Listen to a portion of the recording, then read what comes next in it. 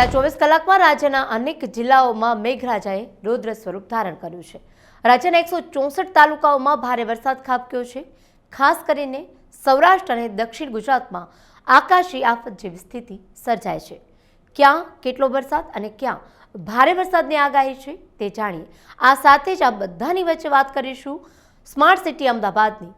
દર વર્ષની જેમ આ વર્ષે પણ સામાન્ય વરસાદમાં જ અમદાવાદ મ્યુનિસિપલ કોર્પોરેશન એટલે કે એએમસીની કરોડો રૂપિયાની પ્રી મોન્સૂન કામગીરીનો પ્લાન સરેઆમ ખુલી ગયો છે। આવો જોઈએ તે પહેલાં અમારી ચેનલને લાઇક, શેર અને સબસ્ક્રાઇબ કરવાનું ચૂકશો નહીં। નમસ્કાર, લલકાર ન્યૂઝ સાથે હું કિરણ ગઢવી।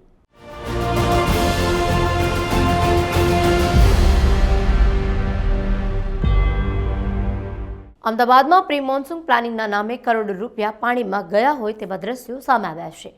સામાન્ય વરસાદમાં જ એએમસીનો પ્રી મોન્સૂન પ્લાન ખાડામાં ગરકાવ થઈ ગયો છે। ગોતા વિસ્તારના વંદે માતરમ રોડ પર વરસાદ પહેલા તંત્ર દ્વારા ખોદાયેલા ખાડા પૂરવામાં ન આવતા હવે સ્થાનિક લોકો હેરાન પરેશાન થઈ ચૂક્યા છે। જી હા, હદ તો એ વાતની થઈ ગઈ છે જ્યારે આજરોજ રોડ પર એક આખી ટ્રક ખાડામાં ફસાઈ ગઈ। શહેરના જે રોડ બિલિયોનેર રોડ ગણાય છે ત્યાં પણ મોટા મોટા ખાડા સામ્રાજ્ય જમાવીને બેઠા છે। રાત્રિના અંધારામાં આ ખાડા ન દેખાવાના કારણે બાઇક અને કાર ચાલકો સતત અકસ્માતનો ભોગ બની રહ્યા છે। તંત્રની આ ઘોર બેદરકારીથી જનતામાં ભારે રોષ જોવા મળી રહ્યો છે।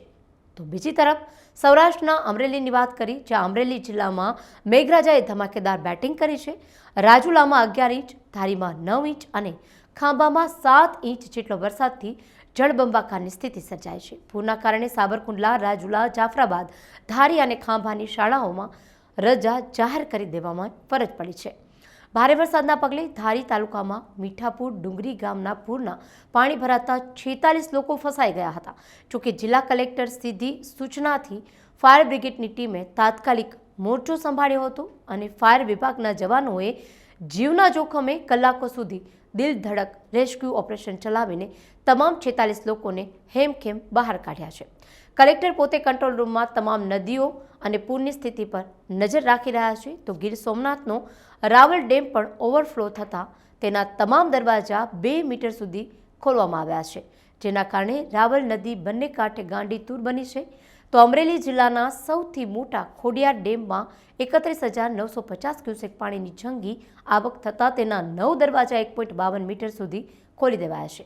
ડેમમાંથી એટલું જ પાણી છોડાતા અમરેલી અને ભાવનગર જિલ્લાના 40થી વધુ ગામોને હાઈ એલર્ટ પર મૂકવામાં આવ્યા છે। ભારે તોફાની અને પવનના કારણે અમરેલી પંથકમાં 222 વીજપોલ અને 9 ટ્રાન્સફોર્મર ધરાશાયી થતાં ઉના, સાવરકુંડલા અને જાફરાબાદ સહિતના 55 ગામોમાં વીજ પુરવઠો સંપૂર્ણ ગુલ થઈ ગયો છે અને અંધારપટ છવાયો છે। જોકે પીજીવીસીએલની ટીમો યુદ્ધના ધોરણે રિપેરિંગ કામમાં લાગી ગઈ છે। હવે વાત કરી ડાંગ અને સાપુતારામાં રેડ એલર્ટ વચ્ચે તોફાની વરસાદથી સનરાઈઝ પોઈન્ટ પર પહાડોમાંથી પથ્થરો ધસી પડ્યા છે, જેના કારણે એક તરફ મનમોહક વાદળો તો બીજી તરફ પ્રવાસીઓમાં ભયનો માહોલ પણ જોવા મળી રહ્યો છે। હવે વાત કરી મુંબઈની, જ્યાં મુંબઈમાં મેઘરાજાએ એવું રૌદ્ર સ્વરૂપ ધારણ કર્યું છે। સતત વરસી રહેલા ભારે વરસાદને કારણે નીચાણવાળા વિસ્તારો જળમગ્ન બન્યા છે।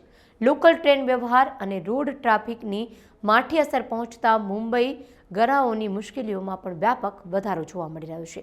હવામાન વિભાગની આગાહી પ્રમાણે જો વાત કરીએ તો આગામી 5 દિવસ હજુ પણ ગુજરાત માટે ભારે છે। આજની સ્થિતિએ હવામાન વિભાગે 3 જિલ્લા અને 2 કેન્દ્રશાસિત પ્રદેશોમાં અત્યંત ભારે વરસાદનું રેડ એલર્ટ જાહેર કર્યું છે, જ્યારે 8 જિલ્લામાં ઓરેન્જ એલર્ટ અને 7 જિલ્લામાં યલો એલર્ટ આપવામાં આવ્યું છે। એક તરફ કુદરતનો પ્રકોપ છે તો બીજી તરફ અમદાવાદ જેવા મહાનગરો વહીવટી તંત્રની પોલમપોલ। હવે જોવાનું એ રહેશે કે તંત્ર જનતાની મુશ્કેલીઓ ક્યારે દૂર કરે છે। જો આ તમને વિડીયો ગમ્યો હોય તો લાઇક, શેર અને સબસ્ક્રાઇબ કરવાનું ચૂકશો નહીં। આપના પોતાના પ્લેટફોર્મ લલકારને લાઇક કરો, ફોલો કરો, સબસ્ક્રાઇબ કરો અને શેર કરો।